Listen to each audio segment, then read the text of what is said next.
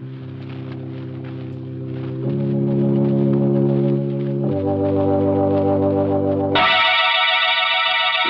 Tea and Lipton Soup present Inner Sanctum Mysteries.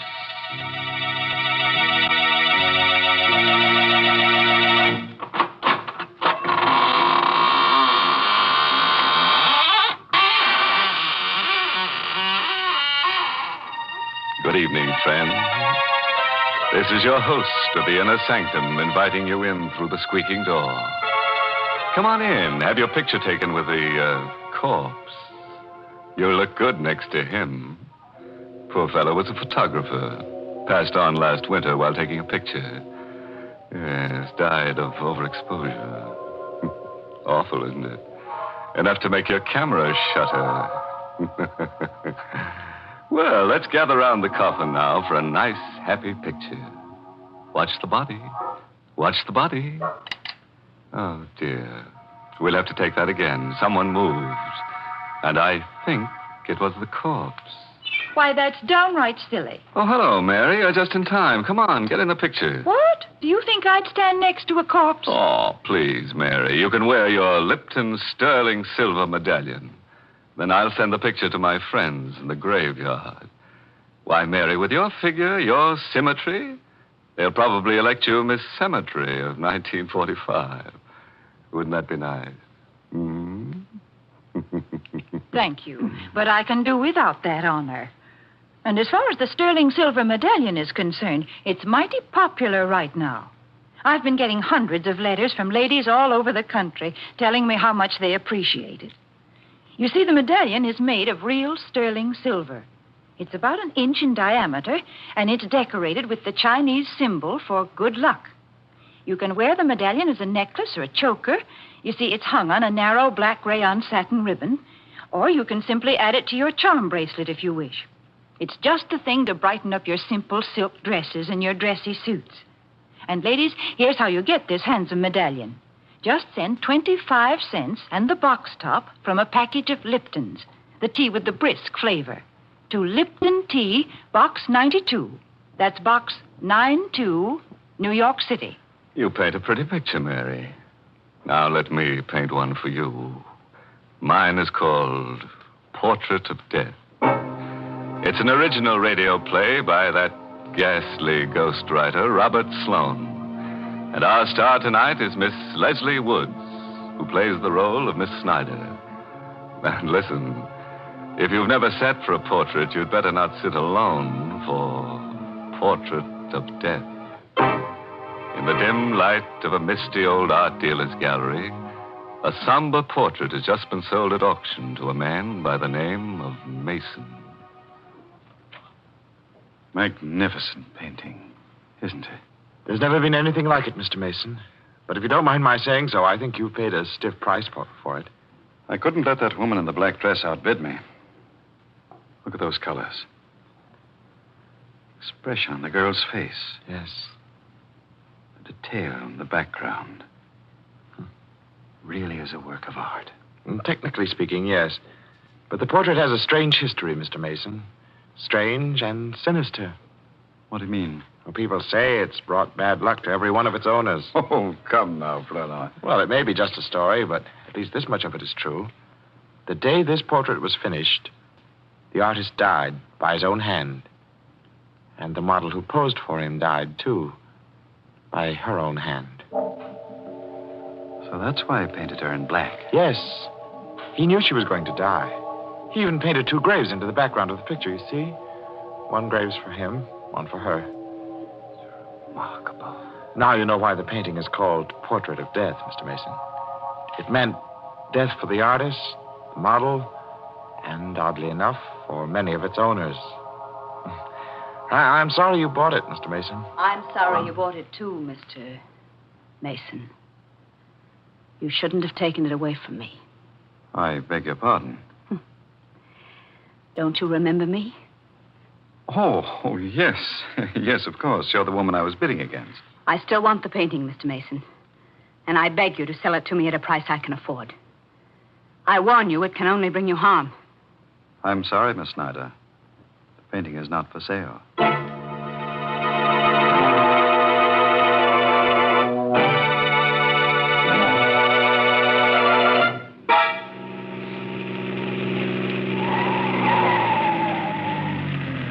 Really, Mr. Flournoy, you didn't have to drive me all the way home with this painting.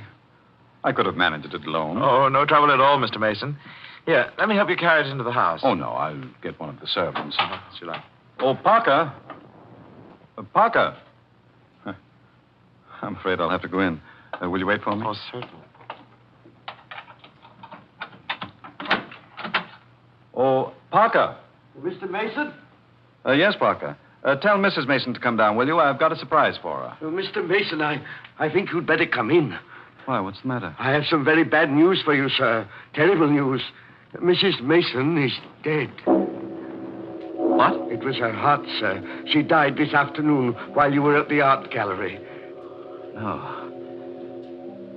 I can't believe it. I tried to reach you, but you'd already left, sir. Dr. Simpson said... Excuse me, sir. Hello? Mr. Mason's residence? Is Mr. Mason there, please? This is Miss Snyder calling. Just a moment, please. It's for you, sir. Oh. Thank you. Hello? Mr. Mason, I still want that painting. What? Don't you think you'd better sell it to me? It can only bring you harm. I'll think it over. Don't wait too long, Mr. Mason. I warn you. Don't wait too long.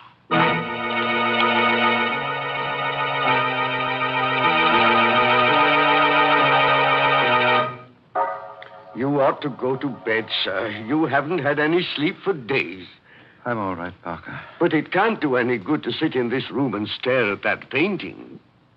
Parker, doesn't the portrait look a little different today than it did when I brought it into the house?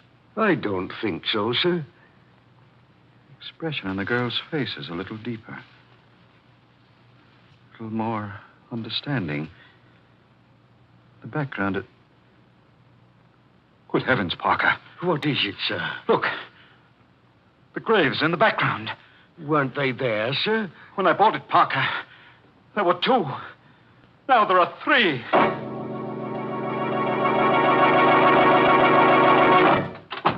I'm so glad you could come out here, Mr. Flournoy. I had to speak to you. I came as soon as I could. Did you bring the catalog? Oh, yes, I did, Mr. Mason. What is it? What's wrong? Let me see a picture of that portrait, please. Yes, of course. Portrait. Here it is. Portrait of death. There. I was right. There were only 2 graves in the original painting. Well, of course, Mr. Mason. I told you there were 2 the day you bought it. But now there are 3, Flournoy. 3 graves. So what? Come. I'll show you. Oh, Mr. Mason, please. There are 3, I tell you. The 3rd one's been there ever since my wife died. But that's impossible. You must be See imagining... for yourself, Flournoy. Here. 1, 2, 3. Mr. Mason, Why are you looking at me like that? you need a rest. Arrest? What are you talking about? Don't you understand? There are only 2 graves in that portrait. The 3rd one is in your mind. You mean there isn't a 3rd grave on this painting? No. You've been under such a strain these past few days. I must be losing my mind. Oh, no, I'm sure it isn't as serious as all that. It's only natural for you to be upset about your wife. I want to get rid of the portrait. I want to sell it. Right away. Well, I don't know how soon I can dispose of it for you, Mr. Mason. Under the circumstances, it might be hard to arrange a That woman sale. will buy it, won't she? Who? That woman who's been pestering me for it. Why don't you get in touch with her? I will, first thing in the morning. No, I won't wait until morning. I want that portrait out of this house tonight.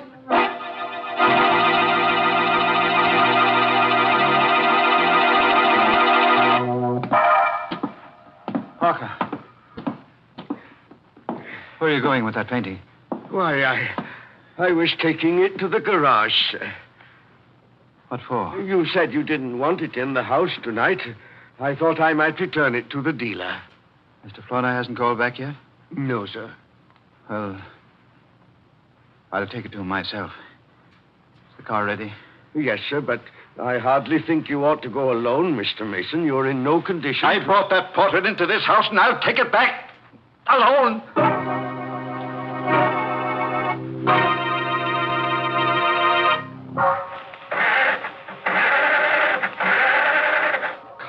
Come on. What the devil is the matter with this car? I should have had Parker take it out of the garage for me. Confound it. I'll get that painting out of here if I have to carry it out with my hands. Portrait of death. You are a portrait of death. You, with those searing eyes, that faint half smile. I'll never see your face again. Not as long as... No. No.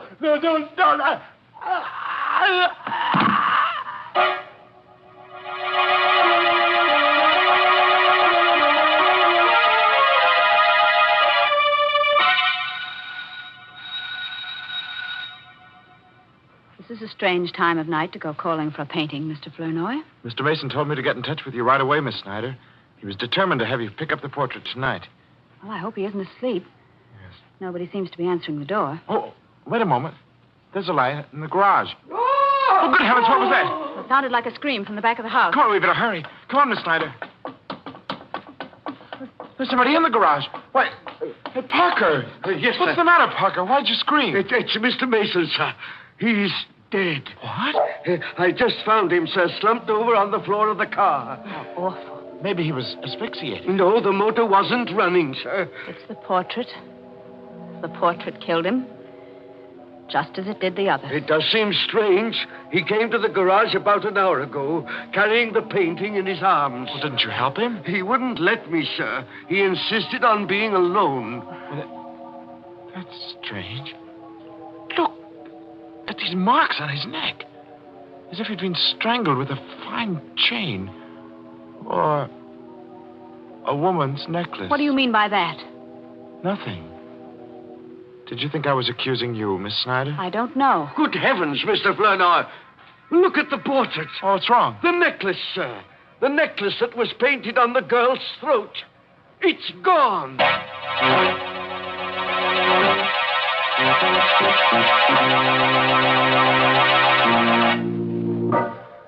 Well, you can breathe a little easier now. Unless you happen to be wearing that girl's necklace. If you are, just write a note to the artist that painted the portrait and he'll answer you from the grave. Honest.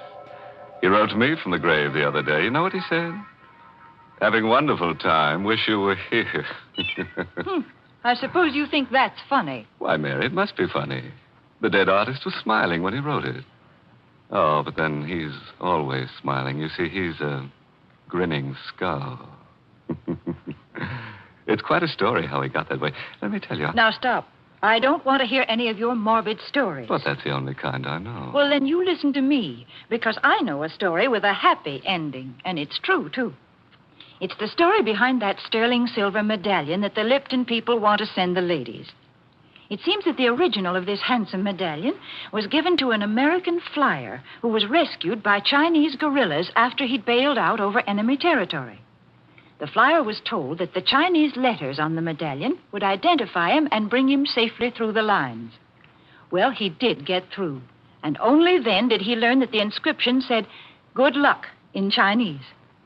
Now, there's a story to tell your friends when they're admiring your medallion on its smart black rayon satin ribbon. And to get this Chinese good luck medallion, all you have to do is send 25 cents and the box top from a package of Lipton's, the tea with the brisk flavor, to Lipton Tea, Box 92. That's Box 92 in New York City. Well, let's get back to that there cover girl on the portrait of death. It's 6 months now since she strangled old man Mason with that necklace of hers and put the Indian sign on his late wife. Parker's still around, though. And so is that character Flournoy, who at the moment is disposing of the ill-fated portrait for Mr. Mason's estate. Mr. Davis, I believe you're the only man in the world who wants this painting. And I really can't see why you want it, knowing its history. Mr. Flournoy, that kind of history doesn't mean a thing to me. Oh. May I take it with me now? Oh, certainly. Parker, Yes, sir. would you be good enough to help Mr. Davis with the painting? If you don't mind, sir, I'd rather not touch it. I haven't seen it since Mr. Mason died, and I don't care to see it now, sir. All right, Parker. I'll help you, Mr. Davis. Thank you very much. It's a very heavy frame, you know. It's really too heavy. Wait, that's incredible. What is it, Mr. Flournoy? What's wrong? Parker, you say you haven't touched this painting since Mr. Mason died? No, sir. Well, look at it. The girl is wearing her necklace again.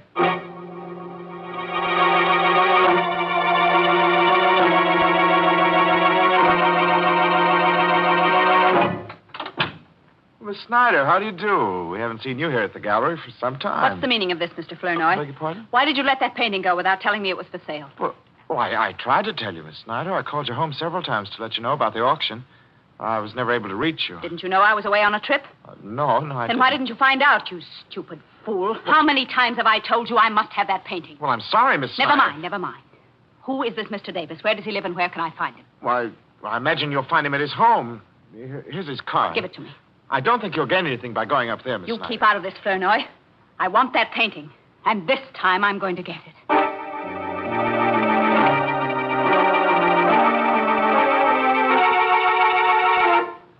I'm very sorry, Miss Snyder, but nothing you can say will persuade me to part with the painting. Mr. Davis, your stubbornness may cost you your life, you know. I'm afraid I'll have to risk it. I'm very anxious to find out exactly how he died. And if he was murdered, I'm going to see that the killer is brought to justice. The killer is the painting, Mr. Davis. And you will find that out very soon, just as the others did. Are you threatening me? I am giving you one more chance to live. One more chance to sell me the portrait at the price you paid for it. If I refuse? If you don't sell it to me now, Mr. Davis, I will buy it after your death. Forgive me for not showing you to the door, Miss Snyder, but I hardly think... Never mind, I'll go myself. No, you don't have to. Parker. Yes, sir? Parker, what are you doing here? Oh, didn't you know, Miss Snyder? I'm Mr. Davis's new butler.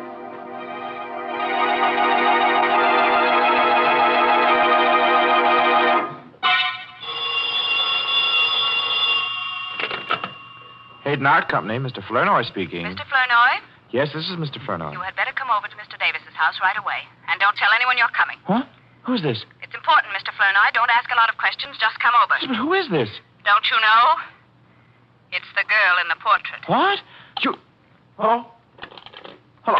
Hello?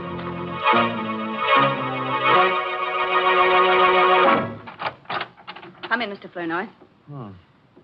I thought it was you on the phone. Why didn't you tell me? I didn't want to mention any names. Come in, will you? All right. What's the hurry? What's this all about? I'll tell you in a minute. Does anyone know you came here? No, I don't think so. Good. What are you doing here? And where's Parker and Mr. Davis? Parker's left. He's gone away. I found a note from him on the foyer table there. Well, what about Mr. Davis? He's in the library. Well- Wait a moment. Don't go in there yet. He's dead. Mr. Davis? Yes, Mr. Davis. It's horrible, Flournoy. His head has been cut off. What do you mean? What happened? I don't know.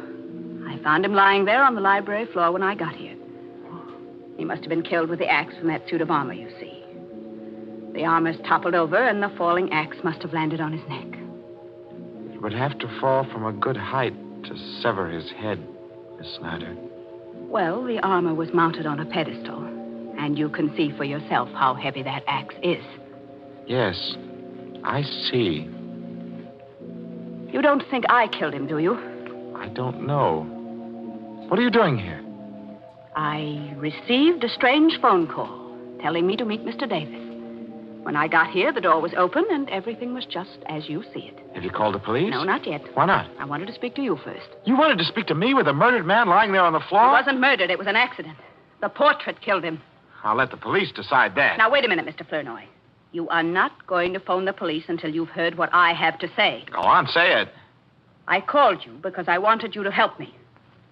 I want that portrait before it's passed on to Mr. Davis's heirs. What do you mean? I may never be able to buy it if it becomes part of his estate. But if you tear up his check and take mine, it doesn't have to become part of his estate. It will be mine, once and for all.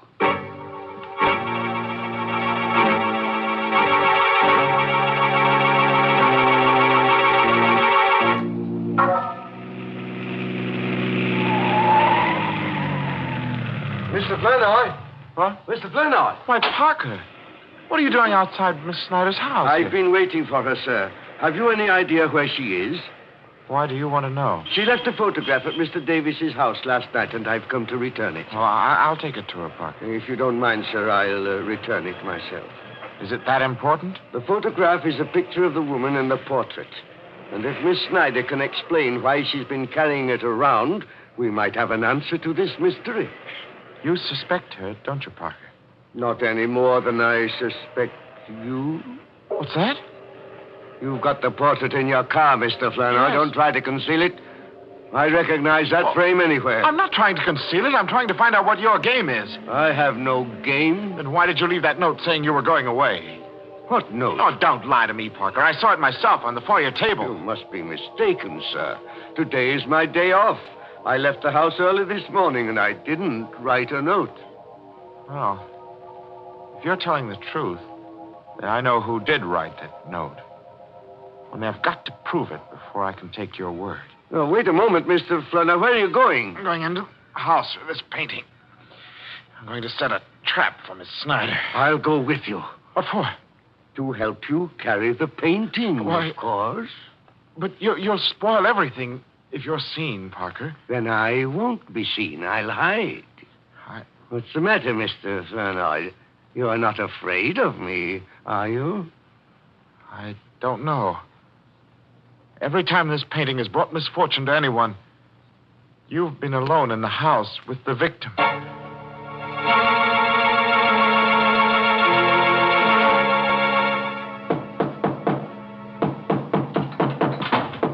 Is that you, Miss Snyder? Yes, where are you, Mr. Flournoy? I'm in your living room, hanging up the painting. I didn't ask you to do that. Take What? it down. Why?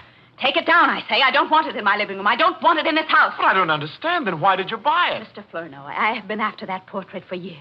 And now that I've got it, I'm going to destroy it. You're going to do what? There is a curse on that painting. There really is.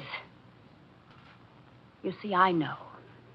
Because I'm related to the girl who posed for it. Well, you never told me that. I never saw any reason to. That girl was a sister of my grandmother. And ever since her death, my family has been haunted by that portrait. But now we'll be haunted no longer. But you can't destroy a work of art like this. It isn't fair to people who admire it. It isn't fair. Nobody wants it, Mr. Flournoy. Nobody but me. Oh, but you're mistaken. There is somebody who wants it. Wants it very much. Parker? Oh, no. No, Parker's dead. Dead? How do you know? I know because I killed him. Right here in the living room. I'm awfully sorry I didn't have time to dispose of the body, but I'll take care of him before I go. Oh, no, Mr. Flournoy. You didn't kill him. You couldn't. I had to. You see, he discovered the painting and the cars I drove up. He would have ruined all our plans. Plans? Yes. Plans? Do you think I'd go through with any plans knowing what I know now? Well, I'm going through with mine, Miss Snyder. And I dare say I won't be suspected. What are you talking about? Nobody knows you stole this painting from Mr. Davis. Nobody knows but you and Parker. And I can trust Parker to keep the secret. You stay where you are. Don't be afraid. I've become an expert at the art of murder. It is an art, you know. Just as delicate as retouching old portraits, which happens to be a specialty of mine. You killed Davis and Mason and Mrs. Mason. Oh, no, not Mrs. Mason, no. Her death was only a coincidence. But it did give me the idea for the others. You see, I needed a series of deaths to completely destroy the value of that portrait. The legend was already there. All I had to do was help it along. Why? Well, I wanted the painting, Miss Snyder. I wanted it more than anything else in the world. An art dealer's clerk could hardly afford to pay for it. You're insane. Well, we're all a little bit insane, aren't we? Don't you come near me. Don't. Shut up, you fool. Don't. Shut up. The knife is cut. Sure. But if you struggle, don't struggle. You make me miss my mark. You're not going. I can't. You crazy devil, be still. No.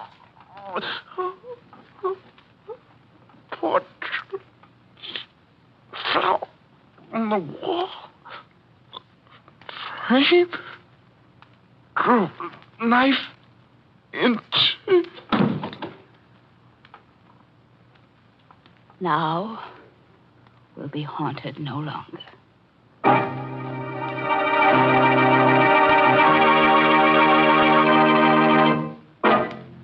Poor old Flournoy, framed by a portrait. Still, it's better than being boiled in oils. But Davis is the guy who really had an interesting death. Yes, that armored axe did a smooth job. And the police might have thought it was purely accidental. That terrible picture. It was always changing around. I guess it wasn't what they call a still life. In fact, I'm surprised there's still life left in any of the people in the story. Well, drown me in a cup of Lipton tea if Mary didn't make a joke. So I did. But now I want to talk about something serious. Because this is a real occasion. A mighty important one, if you ask me. You know, folks, I heard just the other day that this coming Saturday, June 16th, is an anniversary for some people in the United States Army that deserve all the credit we can give them. They're the Quartermaster Corps. They make delivery under fire on all fronts. And they're 170 years old. Yes, think of it. The Quartermaster Corps was created in 1775 by the Continental Congress. You know, I'm a woman, not a businessman or a soldier. But I know what it is to keep every single little thing on hand that's going to be used by a whole army. It's hard enough to get food and matches and things for a family. But when you have to take care of a shopping list that has things on it like 11 million field jackets and 10 million blankets, 100 million pairs of shoes, trucks, and all of the good wholesome foods that keep our men in fighting trim, well, that's a real job. And the men of the Quartermaster Corps not only do all that work, but they do fighting, too. That's why these men are called the Fighting Quartermaster Corps. That certainly is a name to be proud of.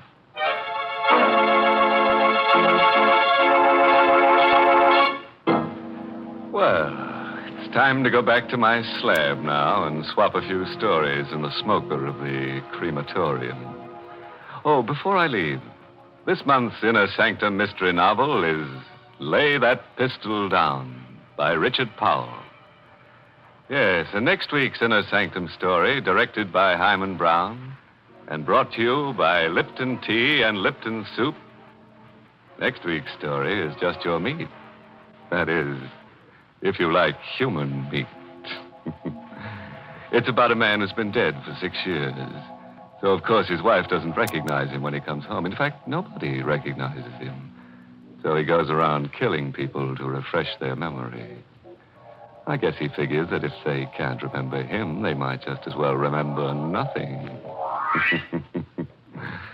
Now it's really time to close the squeaking door, so good night. Pleasant dreams.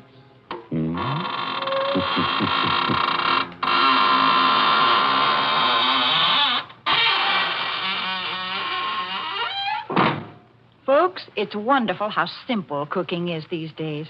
When I was a girl, my mother used to spend a good many hours making a pot of noodle soup. But now we have Lipton's noodle soup mix. When you use Lipton's, you just empty the contents of the package into boiling water, and in no time at all, soup's on. And what delicious chickeny tasting soup it is. Yes, Lipton's has an old-fashioned homemade flavor, and it's brim full of tender golden egg noodles. Of course, sometimes it's hard to get in some stores these days, but there's lots of good things scarce in wartime. So, folks, don't forget to ask for Lipton's noodle soup. And don't forget to tune in next Tuesday night for another Inner Sanctum mystery. This is CBS, the Columbia Broadcasting System.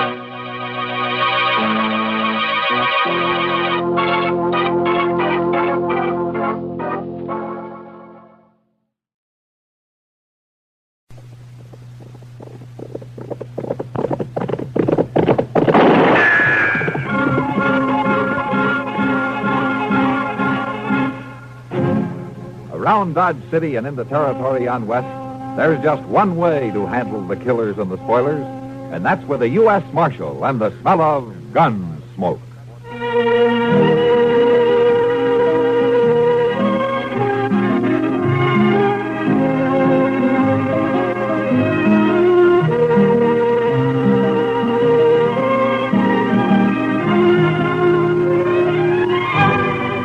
Gunsmoke, starring William Conrad. The story of the violence that moved west with young America. And the story of a man who moved with it. I'm that man. Matt Dillon, United States Marshal. The first man they look for and the last they want to meet. It's a chancy job, and it makes a man watchful and a little lonely.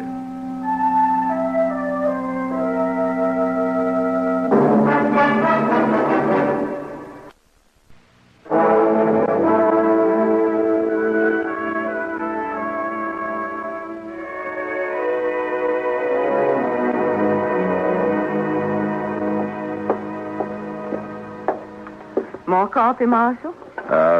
Yes, ma'am, I guess so. How about you, Chester? Yes, sir, I believe I will. No. Why don't you just leave the coffee pot right here on the table, Miss Kelly? Sure thing, Marshal. I got some fresh eggs this morning, if you're interested. They were just brought in. Fresh eggs? Oh, good. Why don't you cook us up about a half a dozen, huh? Have them for you right away. All right. Fresh eggs. I swear if Delmonico's ain't getting to be about as fancy as some of them Kansas City restaurants. That's civilization, Chester. Progress. Another 5 years and Dodge City will be tamed, curried, and bridled. Well, seeing's believing, Mr. Dillon. You'll see it. We'll both see it. That is, if we live that long. I beg your pardon, gentlemen. Yeah. You the marshal here? That's right. Well, I'm sorry to bother you at your breakfast, Marshal. My name is Hunter, Ed Hunter. I'm a deputy sheriff from Richmond, Virginia. Came in on the train this morning. I see. Won't you pull up a chair, Mr. Hunter? Oh, thank you, sir. This is my first trip to the frontier. I find it a rather remarkable experience. I imagine. Oh, that's my assistant, Chester Proudfoot. How are you, sir? Would you like to have some coffee? Thank you. No. Marshal, I've come out here to arrest 2 men who are wanted in Virginia. Here are the warrants and the orders of extradition. I stopped off in Topeka for them. John Allison, Calvin Moore. Both wanted for murder, huh? Do you know these men, Mr. Hunter? No, sir, I don't. The names aren't familiar to me. I never heard of them. Well, I have some information that might help. Not much on Allison, I'm afraid. He shot and killed a bank teller in Greenbrier last spring. He's about 30 years old, dark hair and mustache, medium build, excellent horseman, confirmed gambler. Fine. That narrows it down to about 2/3 of the men in Dodge City. Possibly I'd do a bit better in regard to the other man, Calvin Moore. He came down to Richmond from the north. He was about 33 at the time. He ambushed and shot young Roger Beauregard and left town. Now, that was 19 years ago. Beauregard family been trying to trace him ever since. Well, I'm afraid that I haven't... I have a picture of this Moore. Photograph. Oh? Yeah. Of course, he's much younger in this. What is it, Marshal? Something familiar about the picture? 19 years. He'd be somewhere past 50 now. You sure these men are here in Dodge, Mr. Hunter? Reasonably so. Is there something about the photograph? Well, it was too blurred to tell much about it, and besides, he'd be 19 years older now. Well, that's true. I tell you what, Mr. Hunter, why don't you leave me this picture and the descriptions, and I'll check around town, keep in touch with you. All right, thank you, sir. And I wonder, could you suggest a good hotel? Yeah, why don't you try the Dodge House? It's a corner of Railroad Avenue at the east end of the plaza. You tell Mr. Dobie I sent you. Thank you again, Marshal. I'm grateful for any help you can give me in this matter. Sure. So long.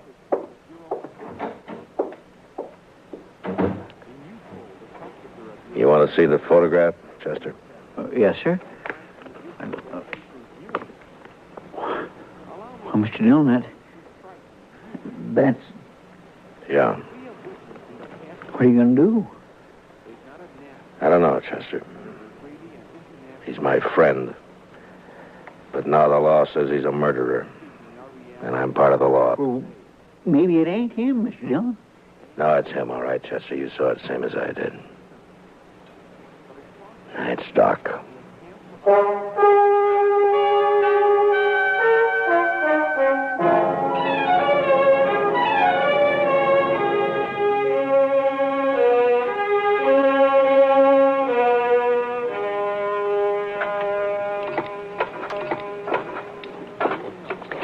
Work. This is the first chance I've had this week to clean a few instruments properly. Gunshot wounds. Matt, I'd lay odds I'm the only doctor in the United States who makes 3/4 of his living off a gunshot wound. That's a rough country, Doc.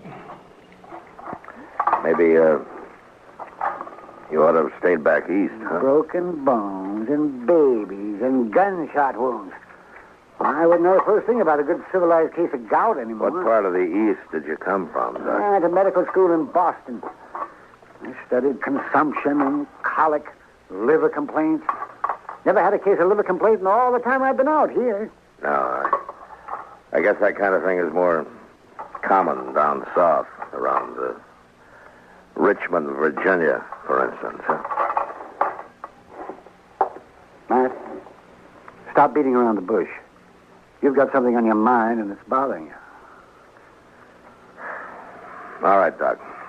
A deputy sheriff from Virginia came in on the morning train. He's got a warrant for murder against a man named Calvin Moore. And a photograph of Moore taken 19 years ago. Would you like to take a look at it? I don't think so, Matt. Are you Calvin Moore? It wasn't murder, Matt. They said it was murder, of course. Would you like to tell me about it? Not much to tell, Matt. I'd been in practice in Richmond about a year. There was a girl. Oh, she was a beautiful girl with spirit and fire and that soft radiance that only Southern girls seem to have. Oh, me, it was so long ago. I've been in the South myself, Doc. Well, Jim Beauregard and I were both courting this girl. He was a typical Virginia gentleman, hot-headed, used to having his own way. He started threatening me, warning me, and I laughed it off. Well, then one day I was coming back from a case, and I ran into Jim on a country road. He had a pair of dueling pistols, and he challenged me. Well, that's not a crime, Doc. Self-defense. It's not a crime here, anyway. I tried to talk him out of it, but he was crazy mad. He shoved one of the pistols in my hand and pulled back on his horse and leveled his gun. I had no choice. We both fired. He missed, and I didn't. Self-defense, yes, but there were no witnesses, and I was an outsider, a Yankee. So you ran for it, is that it? I ran for it. St. Louis, Virginia City, the Panhandle, Abilene, Dodge. Yeah. The girl, Doc. What happened to the girl? I waited for her in St. Louis. We were married there. 2 months later, she died of typhoid fever. Oh. I can't go back there, Matt. I've got no defense. It'd mean prison. I'd rot in prison. I won't go back, Matt. Hunter is here after 2 prisoners, Doc. I got no right to my own rules. Go after one man and keep the other one covered. I've always figured the only kind of law that'd work out here is an honest law. What are you going to do?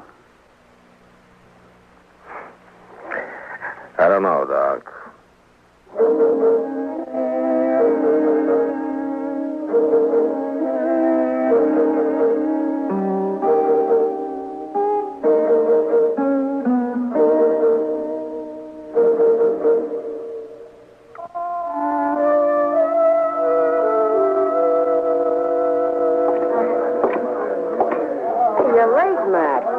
Figured you weren't going to stop in tonight. Chester around, Kitty? Yeah, over there by the faro table. Matt, what about this Virginian who's been hanging around for the last 2 days? Oh, Hunter? Uh-huh. He's a deputy sheriff. He's got a couple of warrants to serve. Why? Oh, he's been asking questions. Some of the boys are a little skittish. Hey, you free now, Miss Kitty, or are you busy? What's it look like? I figured maybe you're just killing time. Howdy, Marshal. Bunko. Bought you a drink, Kitty. It's over on the bar. All right. Thanks. Matt, I'll be off in a couple of hours. Up around. Yeah. Maybe. Hey, I understand you got a rival lawman in town, Marshal. There's a deputy here from Virginia, if that's what you mean. I always figured you was the law here. Is he short in this town, Marshal? You say the word, we'll run him out. I ever ask you for help, Bunko? Well, no, but When a man's short in Dodge, I'll run him out. No offense, Mark. You keep your own cinch tight and don't worry about anybody else, huh? I'll see you, Bunko. I swear, Mr. Dillon, I ain't never seen nobody with such bad luck in my whole life. He ought to swear off Pharaoh and stick to stud. Who, Chester? Hey, Jethro Keener. He just lost 3 whole weeks' pay. And Bunko Benson, sitting right there beside him, mind you, picked up $230. So that's why he's feeling big. Let's take a walk, Chester. I swear, 3 weeks' pay. I never seen such luck. What about Doc? Oh, he turned in a couple hours ago. That's when I come on over here. How's he acting? Oh, about as usual. One thing he is doing, though, that he ain't never done before. He's toting a gun. Evening, Marshal. Oh. Hello, Mr. Hunter. Since you didn't come to see me, Mr. Dillon, I've come to you. Wondering what progress you've made. Well, I'm still checking. Any results at all, Marshal? Haven't got much to go on, you know. Calvin Moore was a doctor by profession. He might still be practicing. I suggest we investigate local doctors. Well, that wouldn't take long. We've only got one, Doc Adams. How old a man is he? Early 50s, I imagine. But he doesn't show much resemblance to that photograph you gave me. Maybe you're too used to him to notice the resemblance. Yeah, maybe. I'd like to look him over myself, Marshal. He's pretty busy. Out on calls most of the time. But not all of the time. No, not all the time, of course. All right, Mr. Hunter. I'll bring him around.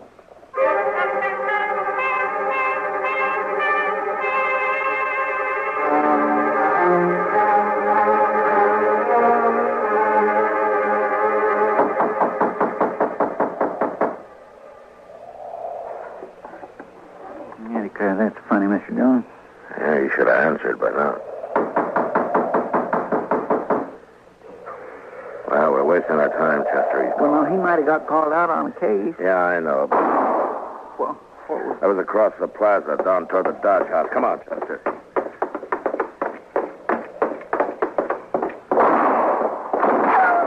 Man, somebody sure is stirring up smoke. That's across the street, edge of the railroad yard. Is that you, Marshal?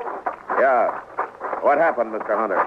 Somebody tried to kill me. I started into the hotel and they fired from the dock right here. I fired back, but he got away. You got a look at him? No, I just saw the flashes. It's an easy town to get killed in, Mr. Hunter. So it seems. About that doctor, Marshal, you didn't bring him around. He's out on a call. But I think I want to meet him more than ever now. You will.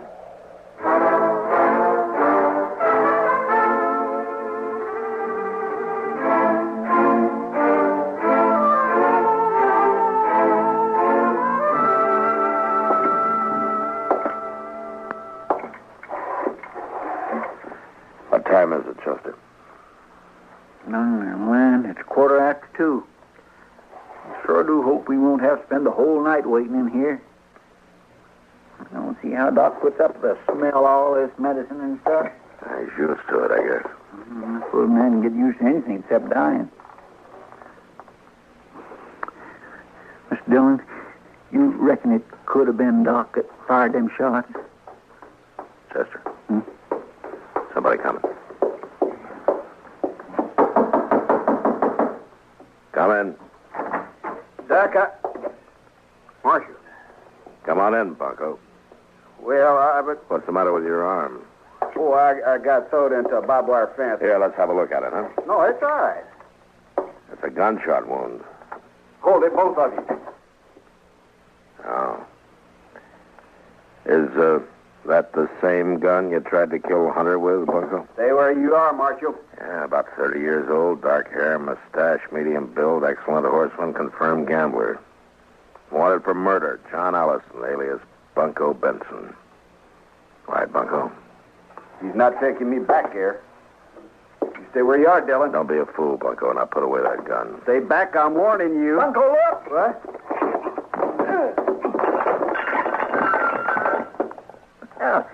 That worked pretty slick, didn't it, Mr. Dillon? Yeah, thanks, Chester. All right, let's get him down to the jail, and you can go find Doc. We're going to need him.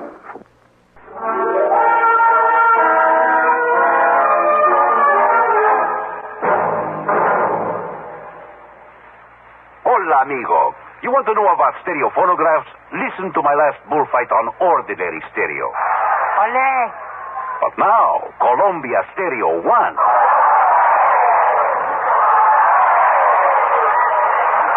There is a corrida de toros. Real lifelike, magnifica. There is such a big difference in stereo phonographs. With most, all you get is a couple of speakers shooting in different directions.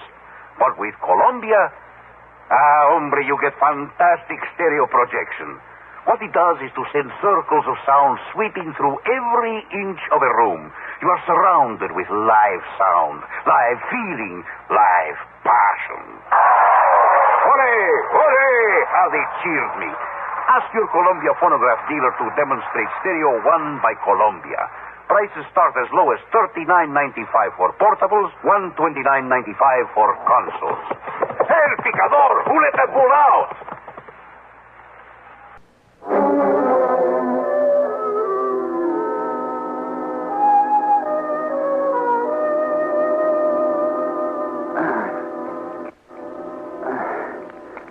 Just hold still now, Bunko. Just one more second, and I'll have a hold of that bullet, and then wheel. Yeah. Now, add that one to your collection, Matt. I'll make Hunter a present of it. Wasn't bad shooting to be firing in the dark at a gun flash. You'll never get me back to Virginia. Now, hold still, Bunko. How do you expect a man to tie a bandage? How'd you know that he'd come to my office, Matt? Didn't, Doc. We were waiting for you. Oh, I see. There. Yeah, that'll stop the bleeding. Don't loosen it up now, and you'll live to hang yet. Don't worry about my hanging, Doc. I'll outlive you.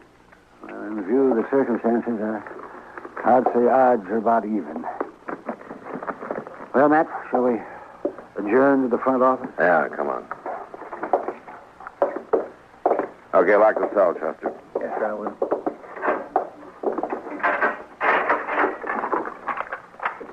I turned in at 10 o'clock tonight, Matt. I got 1 hour's sleep. They called me over to Mrs. Behan. They thought her baby was on the way. False alarm, of course. Usually is the first time. And I got back and came straight over here. Doc, you were wearing a gun earlier today. What did you do with it? I put it back in the drawer where it belonged. I realized I was acting like a fool. Was that why you were waiting in my office? Somebody tried to kill Hunter, and you thought it was me? I've tried to think of some way out of this. A way out for both of us, Doc. But I got one man under arrest back there now. I can't rightly set myself up as a judge and free the other man. I'd even hoped you'd cut and run for it.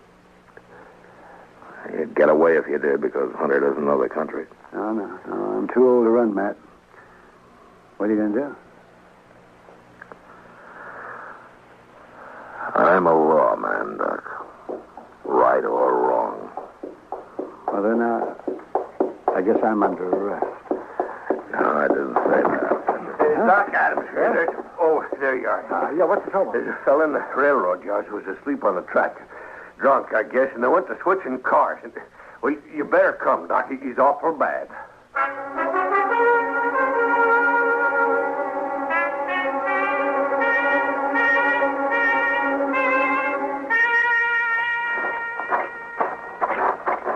He's sitting near the loading pens down this way, I guess. Guess there's some lights over there and people standing around. Marshal, that you? Yeah. Oh, Hunter. I thought you went to bed hours ago. I'm a light sleeper, Mr. Dillon. I heard there's an accident over in the yard.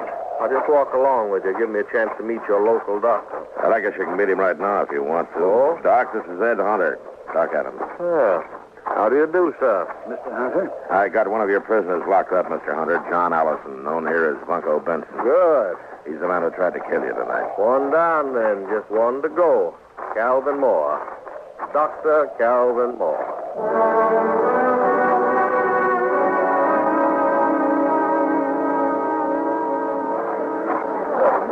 Sure. All right, move back, will you, please? Will you let us through here, please? Here, Doctor. I'm right with you, Matt. All right, stand back, will you? Give Doc a chance. Will you stand back, please? Please. Bad is right. We'll do what we can. That man who's hurt, Marshal, who is he? He's a drifter. He's been around Dodge a couple of years. Calls himself Texas Joe. Easy now, Ted. No friends or family. We'll have you fixed up here in a couple of Nobody knows where he came from. It's the usual story. You, Doc. That's right. I told him get you. Be all right. You guys here. Sure, it'll be all right. He certainly has to work under primitive conditions. Doc? Yeah. Chester, will you get those lanterns going and give Doc some more light? Yes, Mr. Gump. Just take it easy there. Yeah, he's the only real doctor this side of Abilene. Is there anything I could do to help Mr. Dillon? I guess not, Miss Kelly. Thanks anyway. Poor old Tex. He stopped in at the restaurant not more than 4 hours ago, and I fixed him a meal. You never know. Well, Doc can pull him through if anybody can. Sure he can. Put one of those lanterns on the other side, Chester. Okay, They Doc. seem to put a lot of faith in your Dr. Adams. They got reason to, Mr. Hunter. Yeah, Matt, could you give me a hand here? Yeah, sure, Doc. Lift his head up a little bit there, will you, Matt? Yeah. Not much chance, Matt. All I can do is make him comfortable. Don't try to talk now, Tex. You're going to be all right. You've been decent to me, Marshal. You treated me square. You and Doc, only friends I got. Sure, Tex. I got one more favor to ask. Could someone read me some scripture? Well, Tex, I just don't recall any of it. Well, I do. Mrs. Kelly, I doubt if he can hear. I can hear. Please. The Lord is my shepherd. I shall not want. He maketh me to lie down in green pastures. He leadeth me beside the still waters. He restoreth my soul. I think that's enough, Mrs. Kelly. Too bad. Oh, no. Well, you can't win them all, I guess. No, I can't win them all. Well, I guess... Dr. Adams, as only physician here, I suppose you also function as coroner. That's right. And this man here, he'll be buried under the name of Texas Joe? Don't worry about it. Boot Hill is full of men buried under nicknames. In this country... Doc. Oh, excuse me. Doc, I just came from... Oh. Yeah. Doc, I've been sitting up with Mrs. B, and you left too soon. She needs you over there right away. Well, then there wasn't a false alarm. All right, Kitty, I'll be there as quick as I can. Well, as soon as... Well, Kitty, you go on back over and do what you can for her. Doc will be along. All right, Matt, but you better hurry. Well, Mr. Hunter... Well, gentlemen, this seems to have been my lucky night. Both my fugitives located within an hour of each other. Yeah. Well, I guess there's nothing I can do to... One safe in jail and one of them dead. Or didn't you notice the resemblance, Marshal? Texas Joe here? Obviously, the man in the photograph, I saw it immediately. Well, I hope you'll take all necessary steps to see that he's buried under his real name, Calvin Moore, and his death, of course. Close the case. I'll be leaving for Virginia with my other prisoner tomorrow. Leave? Mr. Hunter? Doctor, I'd say this is no time to stand around there talking. You have a patient waiting. This town seems to depend on you. Matt? Well, Doc, you've got work to do. You just make sure it's a boy, huh? Well, I'll do my darndest, Matt. Good night, gentlemen. Good night, Doc.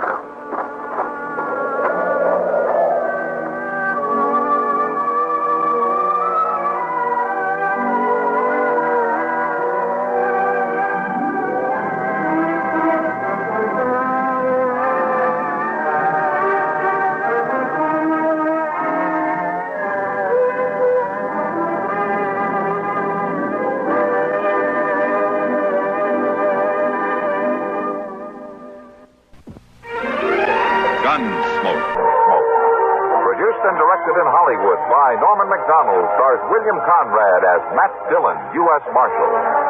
The story was specially written for Gunsmoke by Les Crutchfield, with editorial supervision by John Meston. Featured in the cast were Lawrence Dobkin, Harry Bartell, Ralph Moody, and Virginia Christine. Marley Bear is Chester, Howard McNear is Doc, and Georgia Hawkins is Kitty.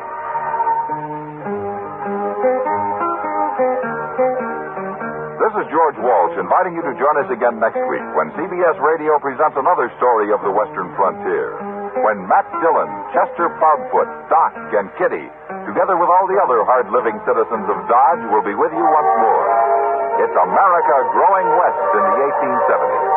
It's Gunsmoke.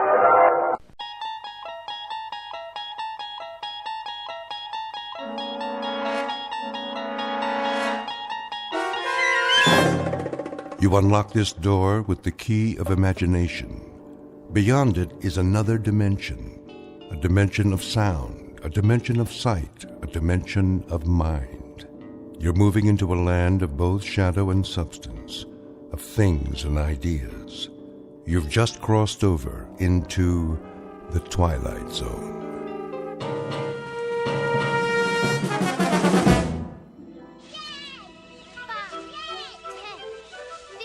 Let's hide. Hurry. 25, 30. O-U-T spells out. Here I come, ready or not.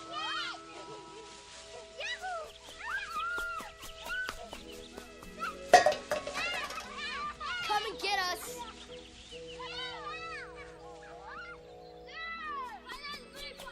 Over here. Look out, look out.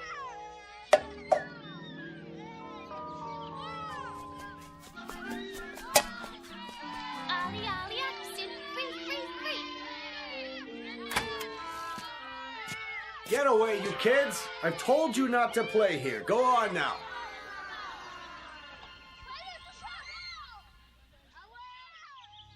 It's so noisy. They're gone now. Come along, Mrs. Knaus. This way, everyone. Oh, but Doctor, I have my knitting to do. Another time. Out onto the porch. I didn't finish my crossword puzzle. It will wait, Mr. Agee.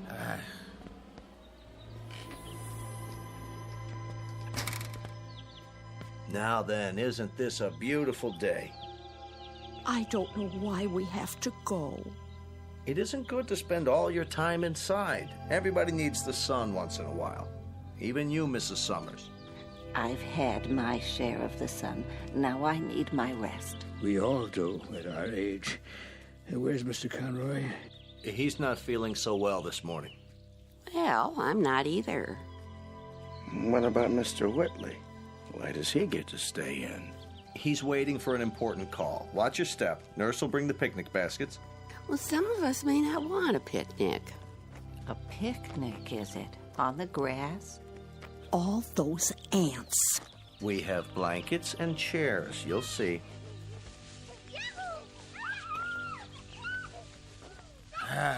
Darn those kids anyway. Hey, quit running! Stop it! Like wild Indians. They won't bother us. This way, there's a nice place under the trees.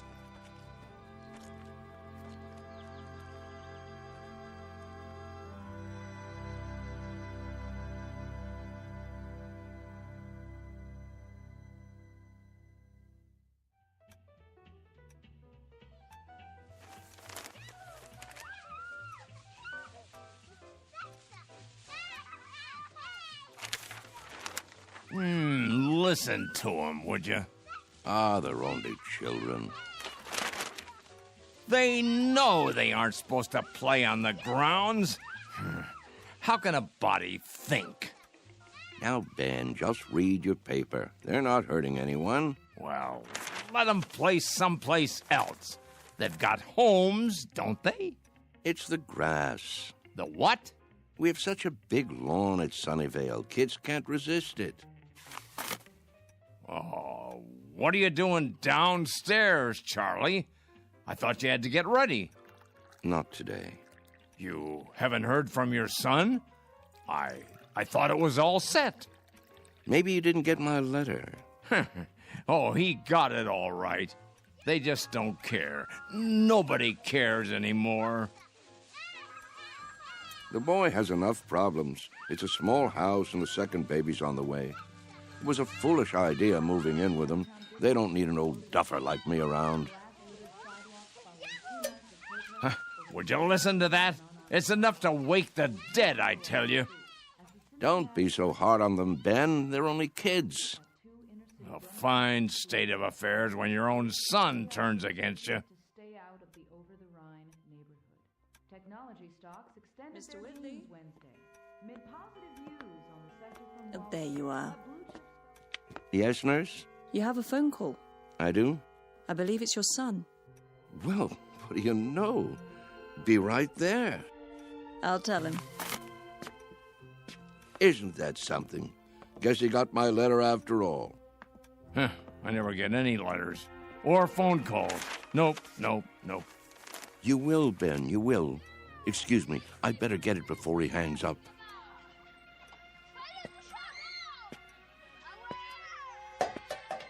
What are they doing out there? Don't be a grouch. It's Saturday. Perfect for Kick the Can.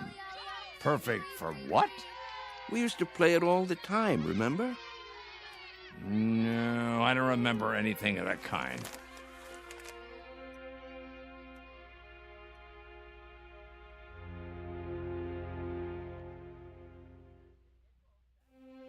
Sunnyvale Rest Home, a place for the aged. The address is 1275 Tranquility Lane on the outskirts of town. It offers room and board, nursing care, and a kind of refuge from the world. Outside, a common game called Kick the Can. Very shortly, a man will have a choice to make. He can either die in this world or escape to another kind of refuge in the Twilight Zone. And now, The Twilight Zone, and our story, Kick the Can, starring Shelley Berman and Stan Freeberg, with Stacy Keach as your narrator. Some picnic. Plastic spoons and forks. Well, the potato salad was good. What do you mean? It was spoiled. No, it wasn't, Emma. They made it in the kitchen just for us. You must admit, it's better when it's fresh. I think I hurt my back sitting down. Oh. The ground was damp. It was. Bad for my arthritis. Will you people please hold it down? I'm trying to read. Oh, you shush, Ben Conroy. No one's bothering you. Easy for you to say. Where is Mr. Whitley? Still in his room, probably, taking a nap. Oh, that's what I'd like to do. And why, may I ask, on such a lovely day? There he is. Going somewhere, Charles? Yes. Why are you all dressed up? It's my son. He's coming to get me. You don't say. He called a little while ago. He did. He's on his way. At least someone gets calls. What's he carrying? Is that your suitcase, Mr. Whitley? Indeed it is. You're going to stay overnight, then? A bit longer than that, I should say. That is, if they have the room fixed up. Room? At my son's house. You mean you're moving in with them? That's the plan. If they'll have me. Well, what about the rest of your things, Charlie? You can't just leave your things behind. No hurry. It all can be packed up and sent over later. Well, we'll certainly miss you. Will you come back to visit us? Of course I will. Meanwhile, I'll call and see how everyone's doing. May we write you? Please, I'd appreciate it. Mr. Cox has the address. Nobody writes. They say they will, but they never do. There he is now. Hey, aren't you going to say goodbye? I hate goodbyes, Mr. A.G., don't you? Take care, all. Here, let me carry that for you. I've got it.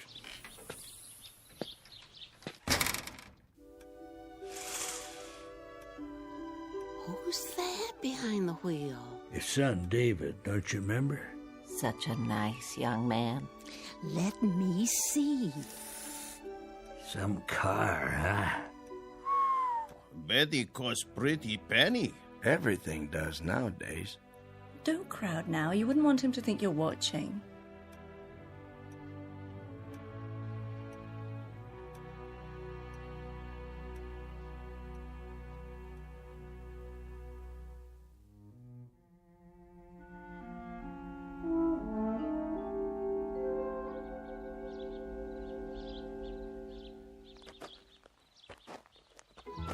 Hi, Dad. David, you're looking well, son. What's the suitcase for? Oh, just a few things for now. I don't understand. Wouldn't want to push you out of the house and home. What? Of course, I don't have that much anymore, but I suppose it could go into storage. Whoa. I think there's been a misunderstanding. There has? Get in. We need to talk.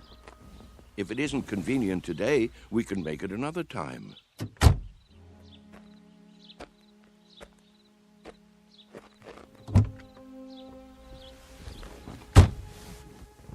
Listen, Dad. Yes? I didn't say I'd come to get you. I said I'd come to see you. But I thought, didn't you get my letter? That's what I wanted to talk to you about. If it were up to me... You don't have to explain. Well, Debbie's turning the extra room into a nursery. Right now it's being painted and... I understand. I don't think you do. Let's drive a bit. Your friends are watching us. It's all right, really. Let's go into town. I'll buy you lunch. That's not necessary. Please, Dad. I want to. This wasn't a good idea. If you'll let me explain. Pull over here, please. I can walk back. But, Dad... The exercise will be good for me. If you'll just listen... We'll have lunch another Saturday, son. Call first, though. I'm really quite busy these days. You're taking this all wrong. Give my love to Debbie, will you?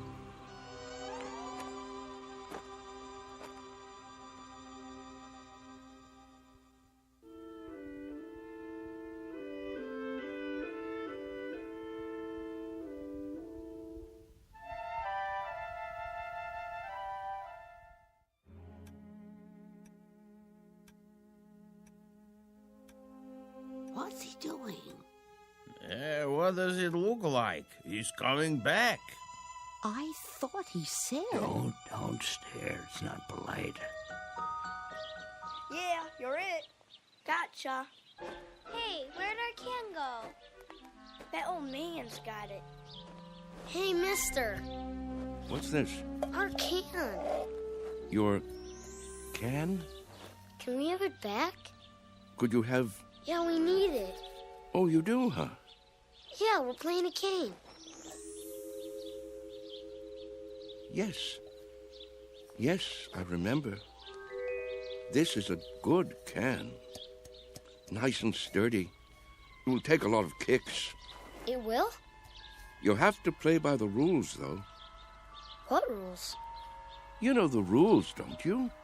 Hey, give it back. Please, mister? I'd say this can is just about the perfect size. Is he gonna keep it? Hey, mister, can we have our can back? You can get another. Any one will do. Tomatoes, beans, doesn't matter. You'll see.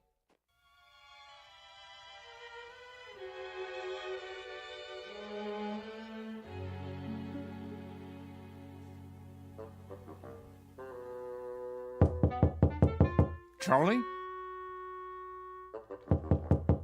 You in there? It's going to be a beautiful sunny day today. And Yes? expect much more of the same over the next couple of Just days. wondered You might what wanna do happened some to of you. those outdoor Not a activities. thing, Ben, not a thing. Las Vegas, 68. Los Angeles. Thought I'd lie down for a minute. Come on in if you'd like.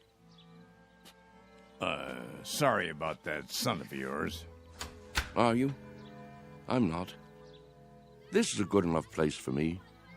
I don't know what I was thinking. Here, I'll close the window for you. Why? It's a beautiful day, don't you think? Oh, so much noise. Yes. What a great running and shouting. That's what you call it? Such a grouch. You can't stop kids from playing kick the can. It's in their blood, like statues or hide and seek, a ritual this time of year. You surprise me sometimes, Charles. And why do you say that? You actually brought that tin can up to your room? Must be filthy. No, it's not. It's been emptied out and washed clean and baked by the sun till it's shiny as the day it was made, tempered by the wind and the grass and the warm summer air. Sure you're feeling all right? Admit it, Ben. Admit what? Don't you ever think about it? You must. I don't know what you're talking about. All kids play those games the same as we did, and the moment they stop, they begin to grow old. Oh, come on. It's almost as though playing kick the can keeps them young. So that's what this is for. Magic. I'm not sure. Charlie, I'm worried about you. You're not yourself. Aren't I? You don't believe in magic anymore, do you, Ben? What are you talking about? But there was a time when you did believe in it. Never. We've known each other since I can't remember. Since we were tow-headed kids. You believed in magic then. Not me. Yes, you did. When we walked on different sides of the street lamp, you'd say bread and butter. When your baby teeth came out, you put them under your pillow for the tooth fairy. And when you went down the sidewalk, you were careful because you knew that if you stepped on a crack, you'd break your mother's back. Oh, you believed in magic all right. What is wrong with you, Charles? Would you like me to get the nurse? What happened, Ben? Where did the robbery take place? Robbery? A thief stole everything away when we weren't looking. Who was it, Ben? Was it time or something else? We grew up, that's all. Everybody gets older. Do they? Think, Ben. How can we be sure? Maybe there are people who stay young, only we don't know it. Maybe they have a secret that they keep from the rest of us. Now, Charles. Is there something kids know that they forget? That they want to forget? They say, when I get big, I'll be a fireman, or a detective, or an explorer. They wish so hard to get older that it finally happens. They get taller and stiffer and forget the magic that made it all possible. There is something wrong with you. I've never heard you talk this way before. Maybe the fountain of youth isn't a fountain at all. Maybe it's a way of looking at things, a way of thinking. Charles? Yes? Stop it. Stop what? You're an old man, don't you understand? Your youth has been gone for 60 years. Well, what I mean is, you lived a full life, Charles. Don't go sloppy now. Don't spoil it by acting like a nut. But it's all so clear. It makes sense. It isn't too late to play kick the can. That's the secret. Can't you see, Ben? Can't you? I see a plain old tin can with dents in it. That's all. Then look again. This can is special. I'm absolutely sure of it.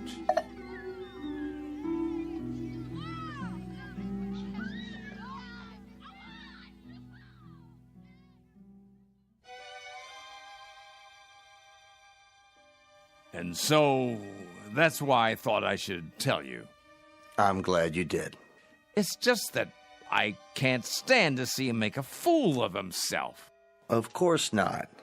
And if there is something wrong with him, something in the head, then you can get him the right medication. You understand, don't you, Mr. Cox? I do, Mr. Conroy. You were right to come to me. When he acts that way, I feel I don't know him at all. It's foolish talk, I agree. So what are you going to do? Nothing. Beg pardon? At least not for the time being. If I got excited every time someone indulged in foolish talk around here, I'd be upset every minute of the day. Let him go on about kick the can if he wants. He isn't doing any harm. But I'm worried, I tell you. It isn't like him. He's getting on in years. It's common for folks of a certain age to behave like children once in a while. Oh, nonsense. He's no older than I am. In some ways, maybe, but in other ways, when some people get old, truly old in their minds, they may act strangely, out of character. Take Mr. Agee, for instance. He's as sane as they come, but do you remember that ruckus out on the porch the other day? Somehow he got hold of some firecrackers. The nurse found him trying to set one off. It must have been those kids. Well, wherever he got them, he could have hurt himself, and that's something that concerns me. Charles hasn't done anything like that. I just don't want to hear him talking crazy. Oh, it isn't necessarily crazy. Huh? You haven't heard him. Look at it this way. As far as he's concerned, all his best years are behind him. He can't even look forward to spending time with his son and daughter-in-law. A fine thing. So, that being the case, he'd rather return to an earlier time, one he recalls with pleasure. It only makes sense from his point of view, so he uses a time machine to accomplish it. A what? It's called memory. Is that so crazy, Mr. Conroy? Everybody does it, even you. But he actually believes he can be young again by playing kids' games. Not really. He's exploring, that's all. He'd like to believe that kick the can is a magic button he can push to make himself young. But deep down inside, he knows it won't work. Instead of the disappointment of failure, he'll never risk pushing that button to find out. Stop worrying. Your friend is fine. Are you certain? I'm certain. Until he does something to endanger his health or the health of others, there's no reason to interfere. Thanks for stopping by my office, though. Look at the time. You wouldn't want to miss dinner. Well, in that case, I suppose... It still troubles you, doesn't it? What would you have me do? Maybe if you talk to him. It would be a waste of time. But you have a point. Perhaps I'm reluctant to face the facts myself. Every time one of our people goes senile, I get a little cold inside. When I took this assignment, I was 32. Now I'm 43. Everyone grows old, Mr. Conroy. Everyone.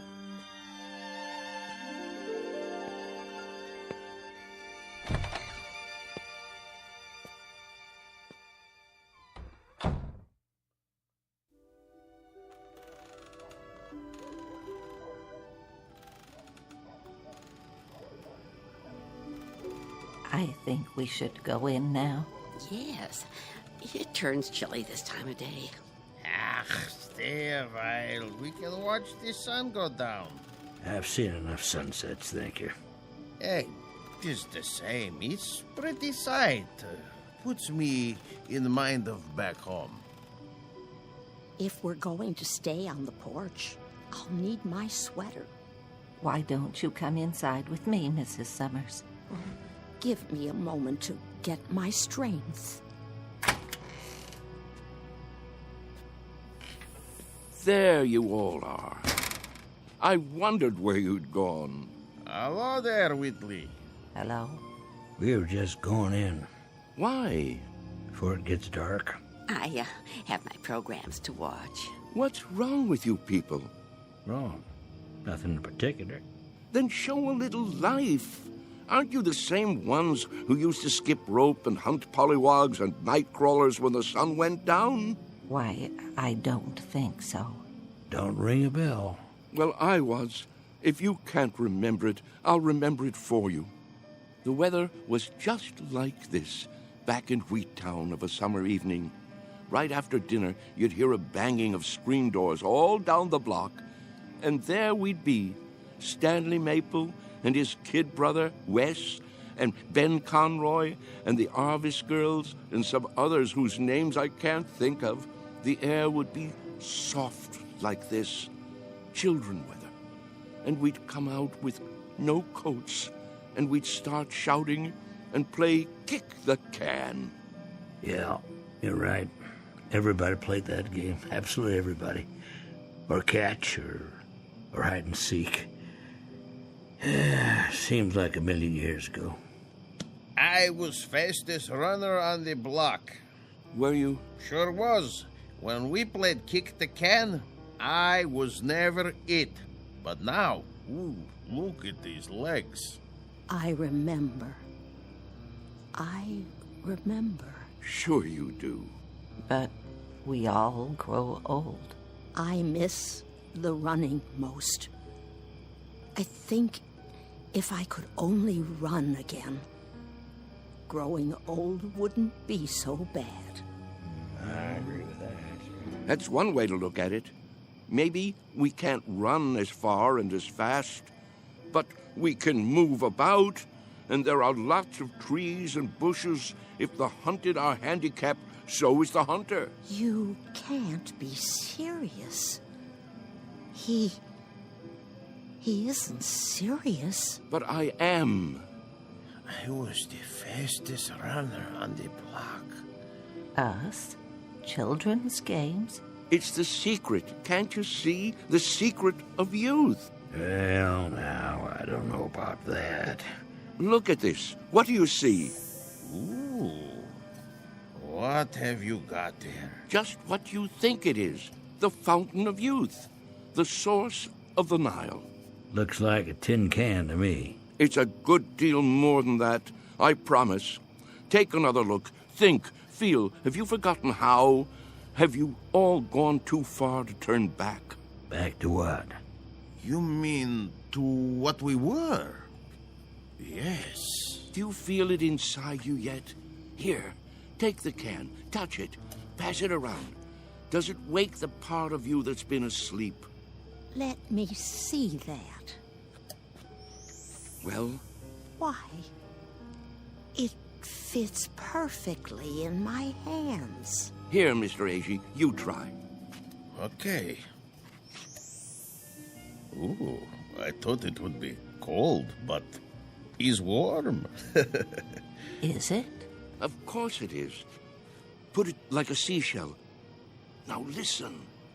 To what? Can you hear it? Summer, grass, running and jumping, youth. I hear something. It's telling you to wake up. This is the last chance. Somebody, tell me I'm not crazy. Or if I am crazy, prove it to me. I can't play kick the can alone. Well, I don't know, Charlie. I'm not quite sure, but I think these legs, they might just work. Oh, there's the sprinkler. Yep, every afternoon at this time. Now we must go in before the spray blows this way. Yes. Sprinklers? I remember sprinklers. We all do, don't we? Hold on. Do you see it? See what? A rainbow. Look at it in the air, above the lawn. Why, I believe I see it. Remember running through the sprinklers on a summer's day? What could be more fun than that? Wait, Charles. What are you going to do? What does it look like? I'm going to do what feels better than anything. Run through the sprinklers and cool off. Somebody hold my shoes.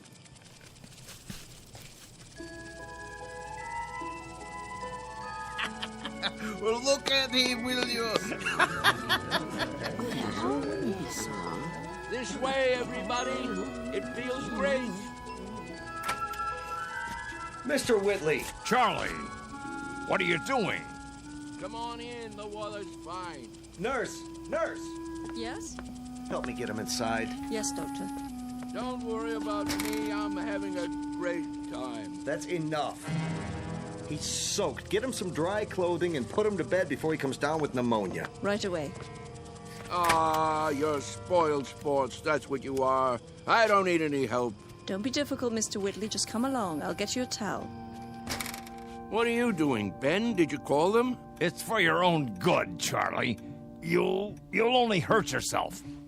I thought we were friends. We are. That's why. This way, I'll bring your shoes later. All right, everybody, the party's over. But he wasn't hurting anyone, was he? You see, he's been talking to them. Pretty soon he'll have them believing it. I was afraid of something like this. Yeah, it's like he's gone crazy after all. I'll have him moved to the observation room in the morning. But, Doctor, to be all alone, that'll kill him. If I don't, he'll end up killing himself.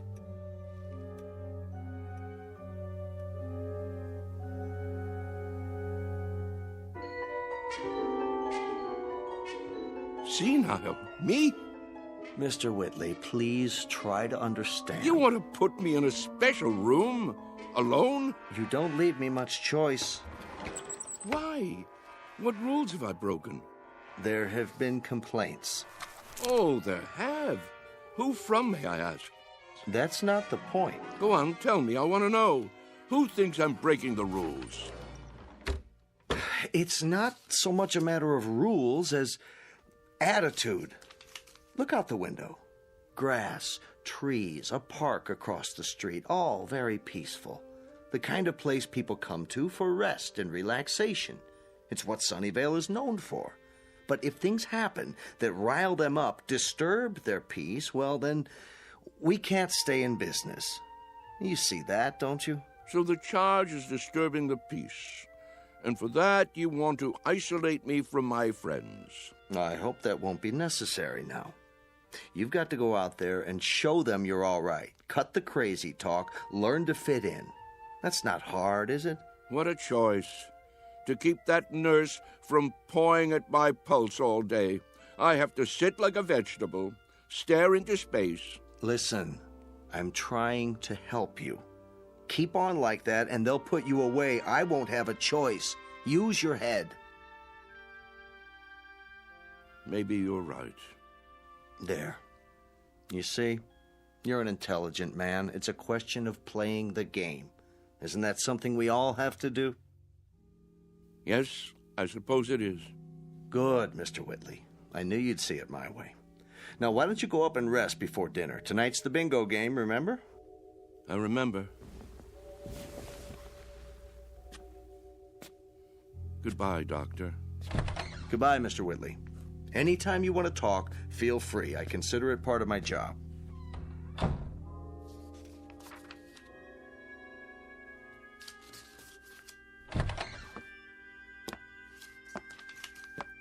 I made him change into fresh clothes. So I see. Thank you.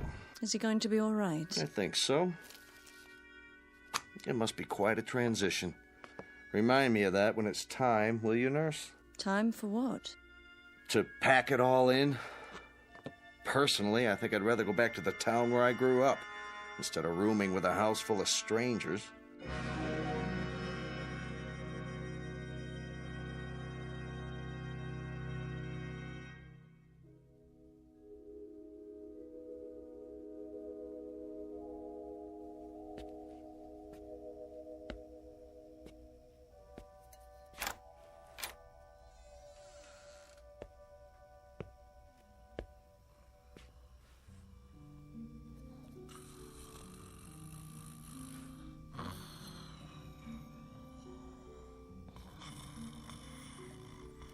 Wake up. Who?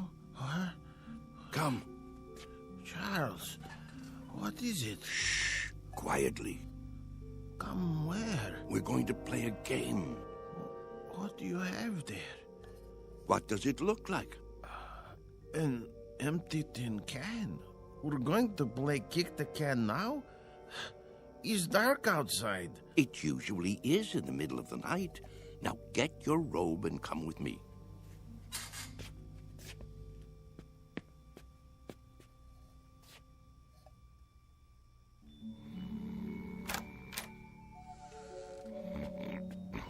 Mr. Freitag. It's us. What? What? It's time. We're all gathering downstairs. Why? Something important. It's a secret. What would Mr. Cox say? He'd say it was dangerous and foolish. He'd say it was crazy, and maybe it is. Maybe it's necessary to be a little crazy for magic to work. He'd say we'd be acting like children, but isn't that the idea? Only children can play kick the can. Now get the others. Freitag, wake Mrs. Summers. A.G., you get Mrs. Wister and Mrs. Knaus. Let me see, who else? There's Mr. Carlson. Everyone? Everyone. Well, what if they won't come? They've got to. Don't take no for an answer. Hurry. I heard people walking around. Whoa, what's going on here? Mr. Whitley has an idea. Would you like to come too? Hello, Ben. Charles? What are you doing? Go on. Do as I said. Yeah. Right away. I'll see you downstairs.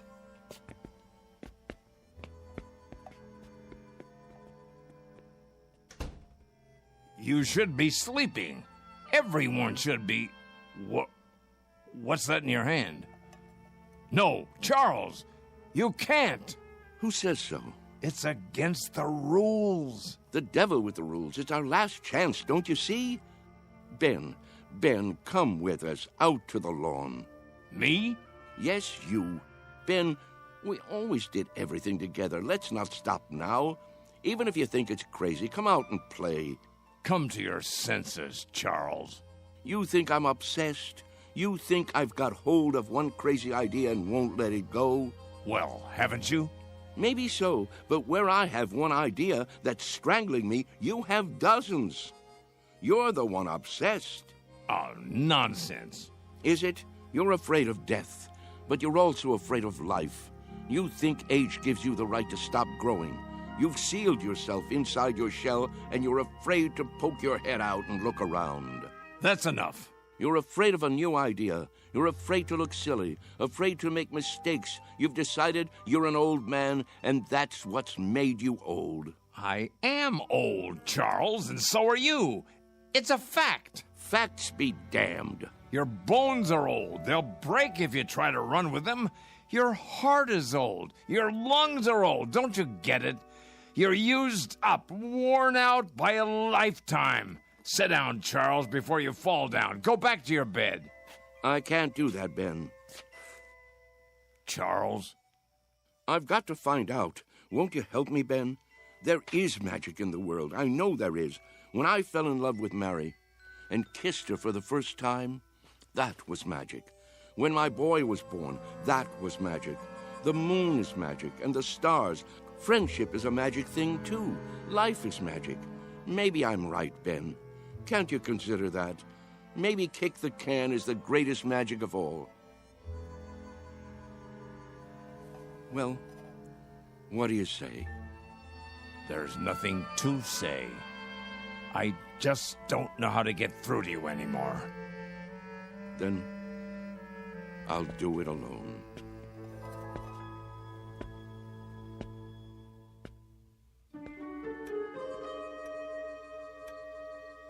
What are we doing here? I'll catch my death. Now, you just wait.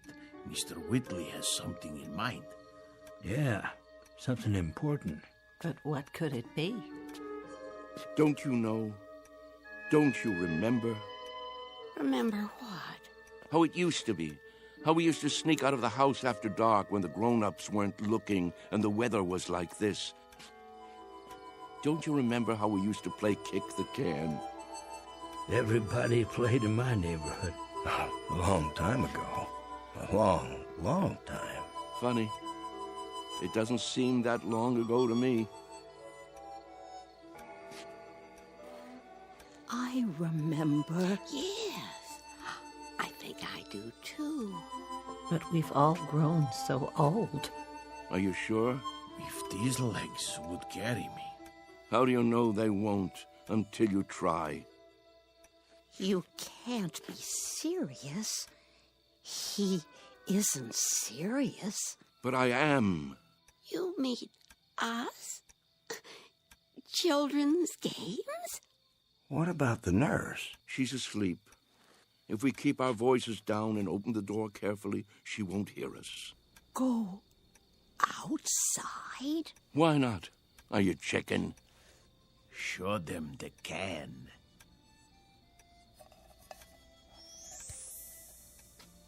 Where did you get that? From some kids. They've already broken it in. Well, are you with me? Or do I have to play kick the can all by myself? Who remembers the rules?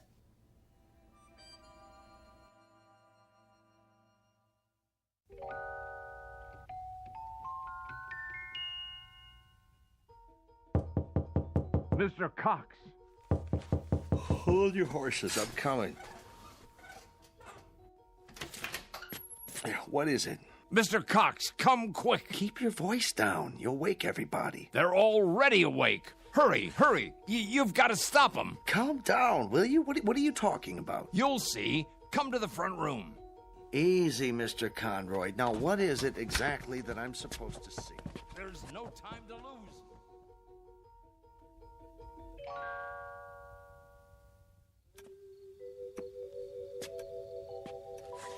But there's no one here. Why is the door open? Because they've gone outside. Why would they do that? It's like I said, to play kick the can. That was just a crazy idea. Mr. Whitley's forgotten all about it. No, you're wrong. They really mean to play. Calmly, please. You mean now, at this hour? That's right, and it's all because of Charlie. Now I'm really worried about him. What'll happen when it doesn't work? He really believed it, see? That it would make him young.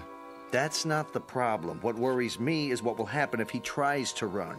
He can't take the exertion. None of them can. 5, 10. Where? 15. Look, 20. the front lawn. 25. 30, 35, 40, 45, 50. Come on, I know. Ready or not, here I come. Come on, everybody, let's hide. This is gonna be good. Over here, hurry up. 85, 90, 95, 100. Ready or not? Where are they? Here I come. And what are these kids doing here? I told them to stay away. Look out! Run, Amanda, run! Maybe they're around the other side. I'll go check. Hey, kick the can over to me. Hey, Ben! Look at me! I told you it would work.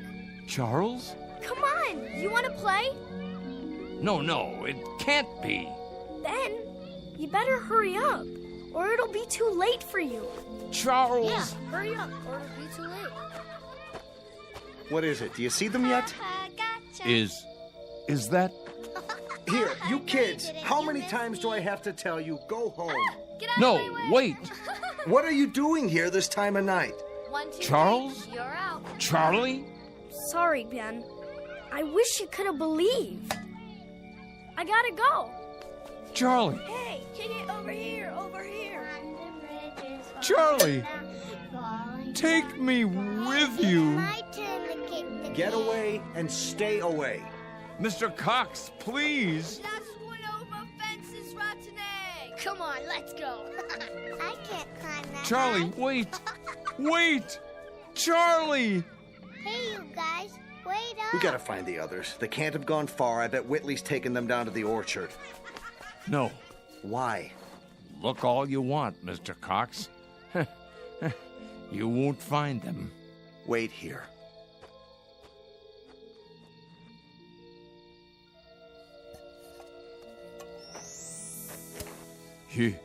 You forgot your can, Charlie. But don't you worry none. I'll keep it for you. Inside. In case you ever come back for it.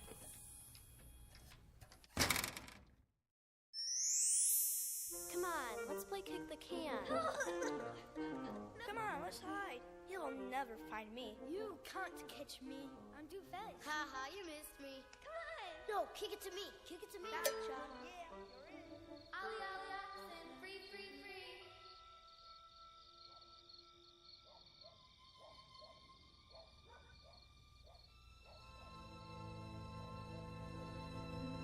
Sunnyvale Rest Home, A place for people too ancient to remember the fragile magic of youth.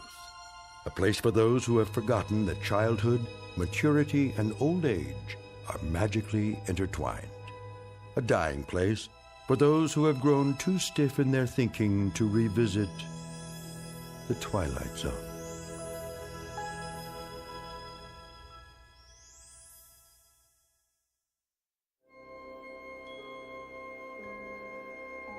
Hi, this is Carl Amari, producer of the Twilight Zone radio dramas. I'd like to take a moment to tell you about our official website at twilightzoneradio.com, where you'll get the latest news and information on these Twilight Zone radio dramas. Plus, at twilightzoneradio.com, you can digitally download 3 free episodes or any of our episodes for only $1.95 each. In this age of ever-changing technology, we've decided to make these episodes instantly available to you by making the Twilight Zone radio dramas a digital download-only series. This means that this series will no longer be offered on CD. The CD collections at our website are now being offered while supplies last at buy one, get one free. So be sure to get your favorites before they're sold out. Be sure to visit us often, and I'll see you in the zone.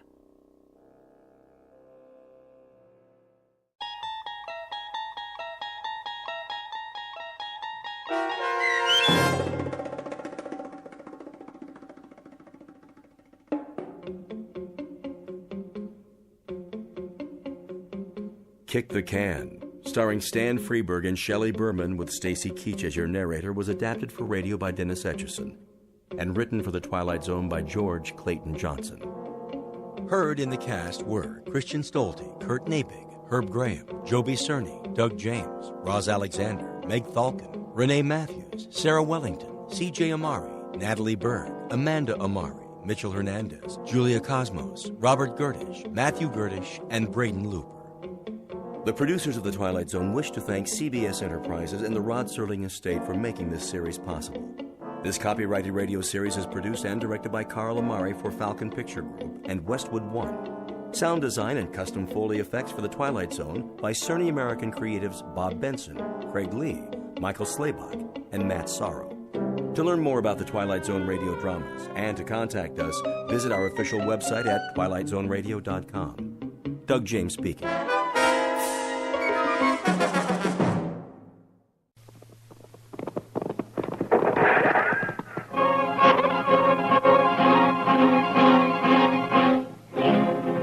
Around Dodge City and in the territory on west, there's just one way to handle the killers and the spoilers, and that's with a U.S. Marshal and the smell of Gunsmoke.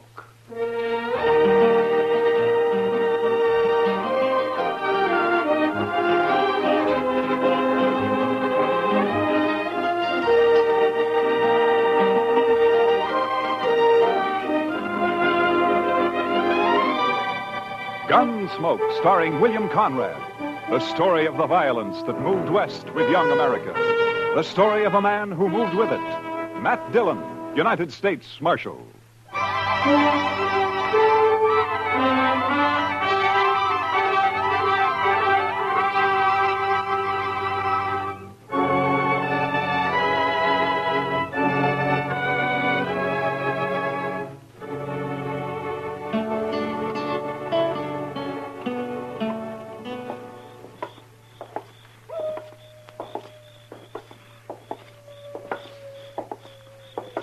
Quiet night, Mr. Dillon. Yeah. Except for that coyote. He's wailing his head off out there. Mad at the moon, I guess. Or in love, maybe. Oh? Yes, sir. The way I've noticed it, any time you find a man or an animal out squalling around in the dark, it's usually love. Yeah, but this one sounds kind of mournful, Chester. Well, sir, love is mournful sometimes, Mr. Dillon. Yeah, so I've heard. Matt? Is that you? Oh, good evening, Miss Morley. How have you been, Matt? Oh, fine. Fine, thank you. You, down here on Front Street this time of night alone? I'm looking for Red Lawson. He's a new man, works for Al. Al's meeting him sometime after midnight, and they're going out on a cattle buying trip. I want to talk to him first. You satisfied? Well, it's Just that this is no place for a woman alone, Miss Morley. Maybe you better go home. There are other women down here. They belong here, Miss Morley. They work here. Oh, don't be so stuffy, Matt. And call me Ava for once. Everybody else does. Well, your husband might take exception to that, Miss Morley. Now, you're blaming me for what happened before, aren't you? I'm not blaming you for anything, Miss Morley. I didn't tell him to get into a gunfight over me. It wasn't my fault. I didn't say it was. Chester, you better see that Miss Morley gets home, all right? Yes, sir. I can get home by myself. My, she's pretty as a picture. It makes you wonder. Yeah, maybe you were right, Chester. With a woman like that, love might be kind of mournful.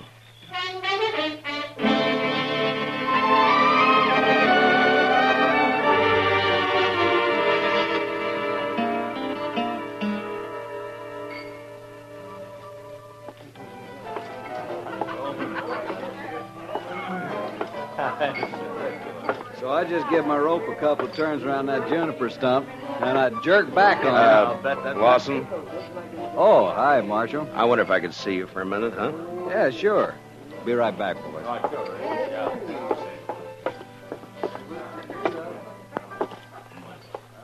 What's on your mind, Marshal?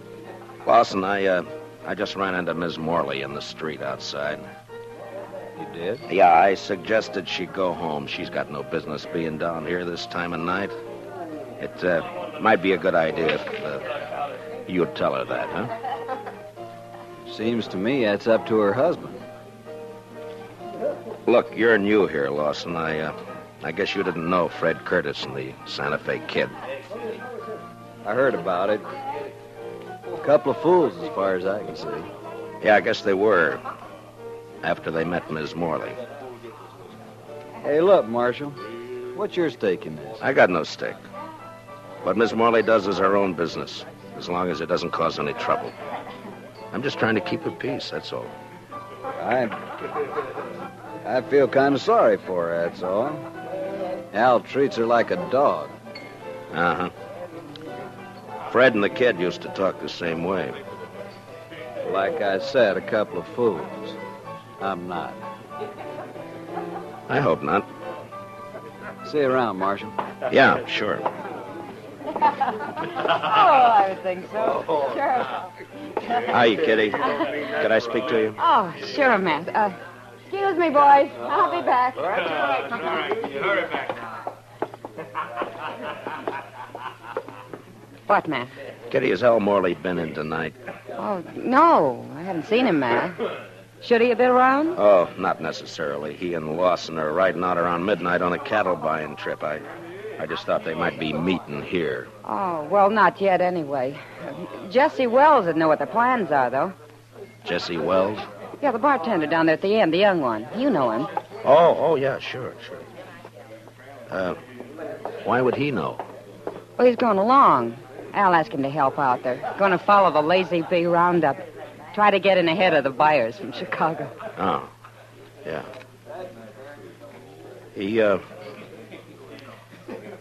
He's a nice-looking kid.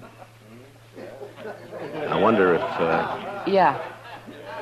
Yeah, he's another friend of Ava's.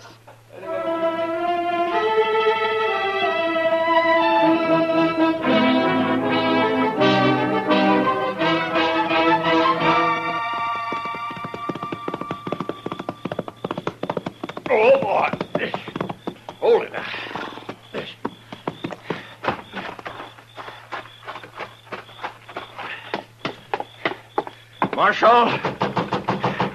Marshal Dillon.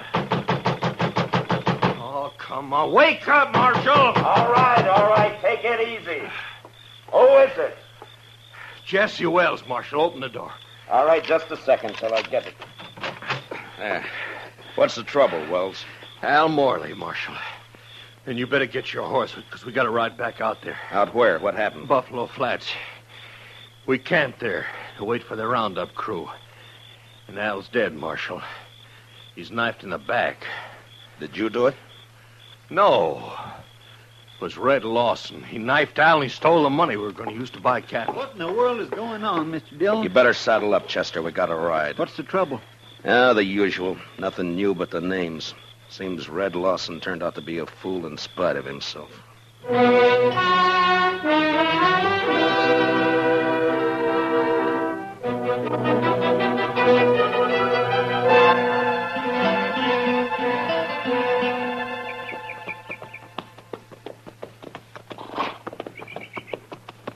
Over this way, Marshal. Camp is right there by that plum thicket. Right. Be daylight in another 20 minutes. Hello, boy. Oh. He's laying over there by the bushes. Yeah, I see him.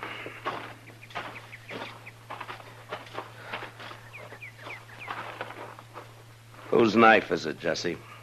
It's Al's. We were all asleep. We built a fire, made some coffee, and then turned in. But wait for daylight, the Lazy Bee bunch planned to work their stock up this way. I see. Yeah, here, Chester. Wrap the knife in something and hang on to it. Huh? Yes, Mr. Dillon. Now, go on, Jesse. What happened? Well, like I said, Marshal Dillon, we were all asleep. I guess it was the sound of the horse's hooves woke me up. Mm-hmm. Red Lawson, he was pulling out. I run over to Al, shook him to wake him up and tell him. Then I saw the knife. He was dead. Where were you sleeping, Jesse? Well, right about here, I guess. Red was across the fire over there, and Al was where he's laying now. What about the money? How'd you know it was gone? Well, I thought about it right off, and I figured that's why Red had done it. Al was carrying about $10,000 in a little leather sack he'd stuck under the blanket before we'd gone to sleep. So I went and looked for it. It was gone. You figure Red killed him for the money, then? Well, sure. Of course, I doubt he meant it, though. I think Red was trying to ease the sack out from under the blanket when Al woke up and caught him. Yeah, it's possible. Be light enough to start tracking him in a few minutes, Mr. Dillon. Yeah, sun's poking up over there now. Looks like it's going to be a clear day. Which way'd Lawson head out, Jesse? East. Seemed to be following the wagon tracks. Odds are bad, Mr. Dillon. He's got quite a start on us. Yeah, too much of a start. Well, let's load the pack mule, Chester. I think we'll ride back into Dodge and then take the train from there to Abilene, then work back from the east. Say, that's a good idea. Lawson probably won't be expecting anybody ahead of him. I can't understand it. I just can't understand how anybody could do a thing like this. It sounds like a meadowlark, Chester. Yes, sir. He just flew into those bushes. Red seemed a pretty nice fellow as far as I could tell. It's a funny time of year for a meadowlark, isn't it? Guess $10,000 was just too much temptation. Huh? Oh, some of them hangs around all winter, Mr. Dillon. That sure sounds a lot better than that coyote howling. All right, Chester. Get a hold of his feet. Let's load him up.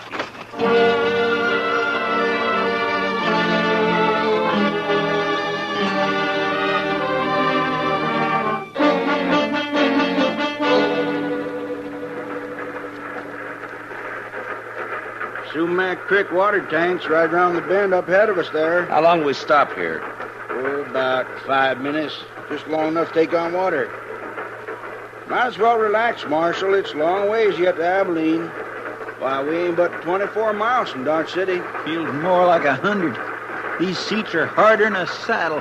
Yeah. Say, this here feller you boys looking for, guess he's a real mean enough. What? Oh, yeah. Mean enough. Well, it's just like I always say. This prairie country ain't never gonna be a law-abiding place to live. Well, every time I pull out of Kansas City on and run west, I'm expecting every minute to be shot or hung or scalped. Chester. What's the matter, Mr. Dillon? Look out the window here. Around the bend there by the water tank. Looks like we don't have to go to Abilene. Oh, yeah. There's some fella waiting to catch a train, I guess. You boys reckon that... Is he the one? Yeah. His horse is tied there by the tank.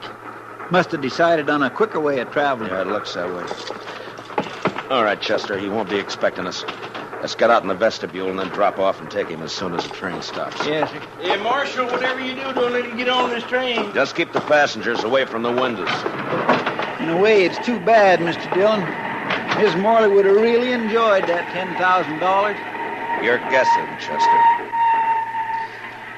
Well, he hasn't seen us yet. All right, let's go. Lawson, get your hands up. No. You're under arrest. Get your hands up. No! He's running for his horse, Mr. Dillon. Lawson! He's gonna fight. You can't get away on foot. Lawson! Come on, Chester. That's a cutting it awful thin, Mr. Dillon. Giving a man 3 chances before you haul down on him. Well, we're still on our feet. He's not. Yeah, but it's a pushing the odds, though. Yeah, I guess. All right, pick up his gun there, will you? Yes, sir. Lawson? He's still alive, Mr. Dillon. Can you hear me, Lawson? Sure. Sure, I can hear you. There's the sack of money. Looks like it fell out of his coat. Yeah, I see it. Lawson, there's no doctor on the train. We're going to try to stop the bleeding and do the best we can for you.